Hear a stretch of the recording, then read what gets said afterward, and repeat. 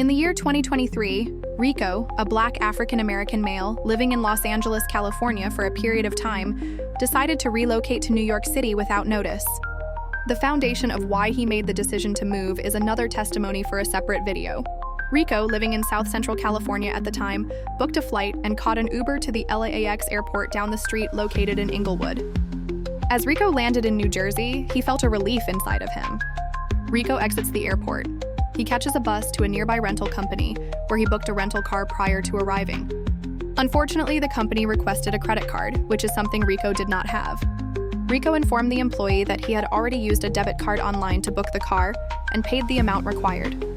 But the company wouldn't grant the reservation unless Rico could present a credit card to have on file. With this being Rico's first attempt ever to rent a car, Rico knew that it was a great chance that he had lost a good amount of money. Rico catches the bus back to the airport while on the phone with the rental company customer service support department. But the call would only give Rico a minimum refund that was only $35 out of over $100 that he paid. Not letting this hiccup bother him, Rico catches a shuttle bus from the airport in New Jersey to Manhattan, New York City. Rico would step out of the shuttle bus after arriving and become a part of the New York's pedestrians rush. Seeing an Applebee's restaurant, Rico went in to grab something to eat before exploring the unknown within the city. As Rico ate, the thought of where he was going to sleep at night took priority, realizing that New York City's structure wasn't built for secluded areas.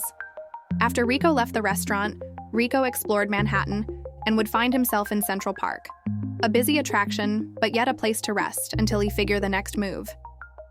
Rico would chat a little with people on the phone, but soon his phone battery would need charging.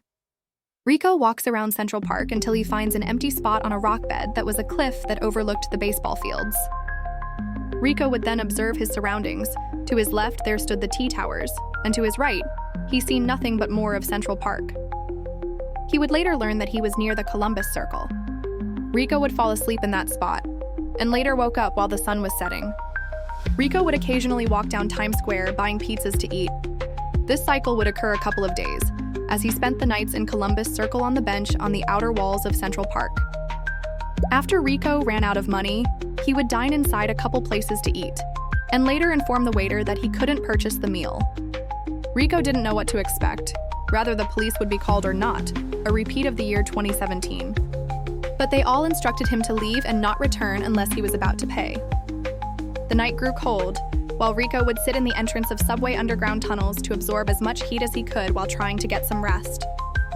However, every time someone passes him, Rico was on alert, and sitting on the steps wasn't allowing him to receive proper rest. Being cold and exhausted was becoming overwhelming, so much so that Rico would walk around Times Square and Manhattan for hours, just to keep warm but staying active. The thought of sleeping the subway trains was tempting, but Rico had no fare to access it. Although he could bypass the ticket booth, he refrained from it at the time. One particular night, Rico experienced something no one would comprehend unless they themselves experience it. However, that experience gave Rico confirmation that the lights in New York will inspire you and could make you feel brand new. Just like the song says. However, Rico remained in faith. On another day, a man approached Rico, who was signing people up for a program that was designed for people with autism. Then conversation turned spiritual, and the detail of that conversation will indeed become a staple memory of God's grace in the midst of confusion. The testimony continues on part 2.